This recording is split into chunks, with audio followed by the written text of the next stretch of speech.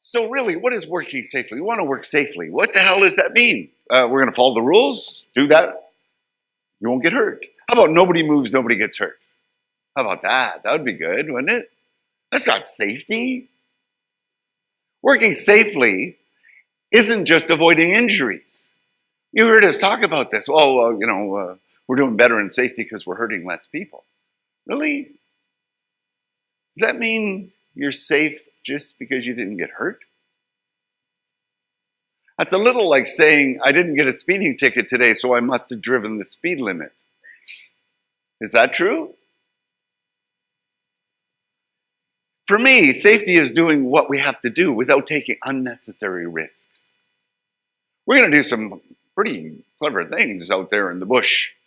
Cutting trees down, there's risks, there's hazards. Holy cow. And how do we know we're safe? Well, we're doing it in a way that doesn't put us in additional risk. We're managing it. Aline talked about it, and we've controlled it. And now we're comfortable. We think we can do it.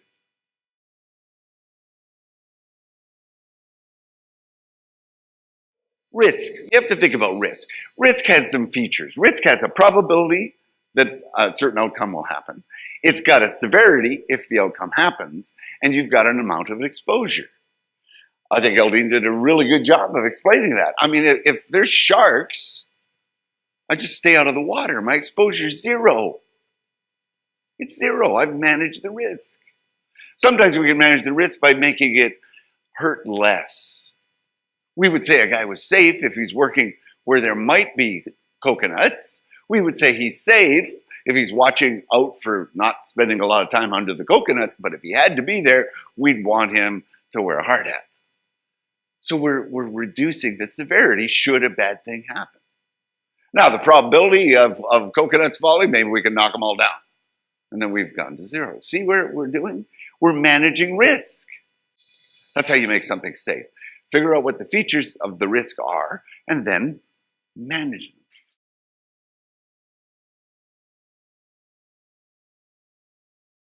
What I love most about this is when you look at this picture, there's only one hard hat between the two, and I think they've given it to the wrong guy. Now, you get out there in the middle of the field and you got you got a bucket and you got a hammer and this is not the time to think about safety. It was long before this, before we went out there. So risk thinking needs to happen well before you do the job. And remember that a lack of injury does not mean you're safe. And we've done this historically. I've been doing this for 4 decades. And we're still counting injuries and then saying, well, we've had less injuries, we must be safe.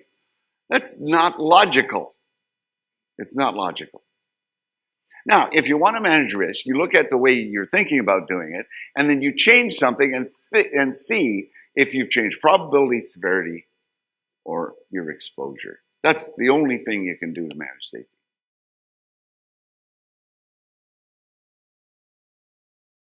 We have to admit that we've done silly things. We have to talk about those silly things. We have to humanize safety.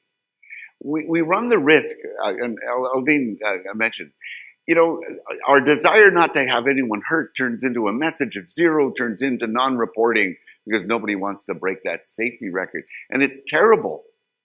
It's terrible because we're not talking about the things we need to talk about. We need to talk about those mistakes you've made. We need to make it okay. We need to talk about high energy exposures. From this morning, statistically, log roads, that's a problem for you. Moving big logs around, falling from heights, it's a problem. And I can tell you today, someone's putting themselves at risk right now. And it's not going to turn it in badly for them. And they're actually teaching themselves to do it wrong. So this is the conversations we need to have. If we're really going to talk about risk, we have to talk about in open and honest forums.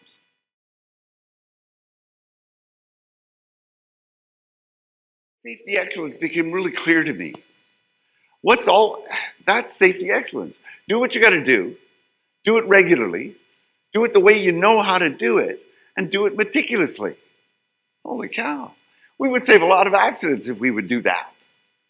Because most of the accidents I've investigated have something to do with we weren't mindful as Terry says. For a moment, we weren't thinking about what we're doing. We've done it differently. We got in a rush. We got distracted. There's any number of reasons why we aren't managing the risk like we know we need to. So if you do everything, the high energy stuff, the dangerous stuff, like you're jumping out of an airplane, you'll probably never get hurt because you'll put things in place. You won't forget about those things.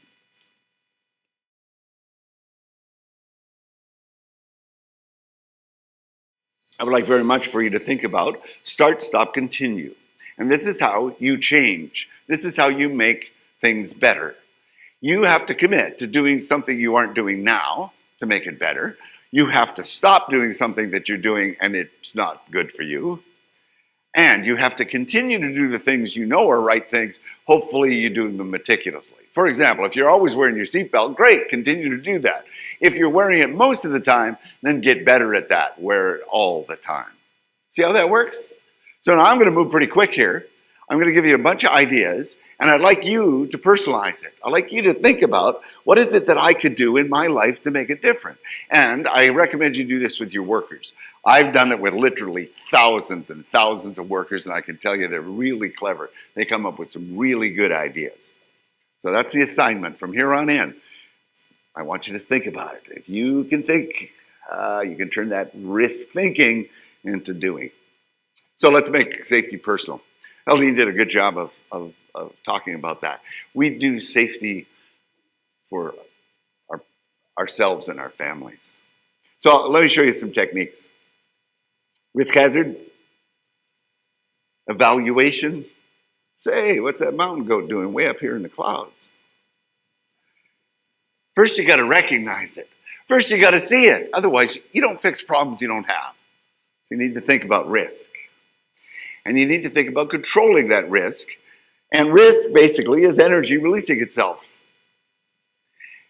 Energy, finding a pathway to you. And we've got a couple of opportunities for barriers. We have a barrier close to the energy, and we have a barrier close to ourselves.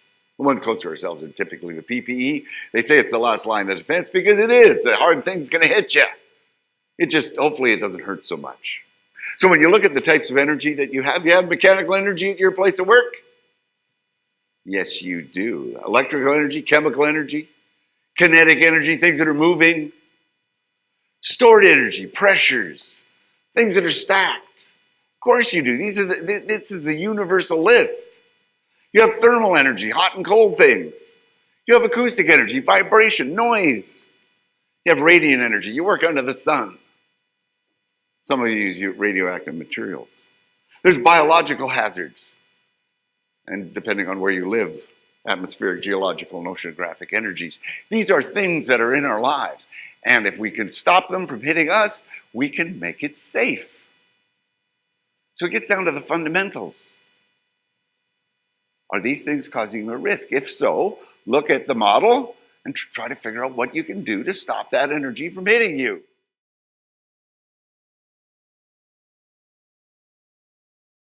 Talk to your workers about it. Okay, once we figure out where the energy is, how do we stop it from hitting us?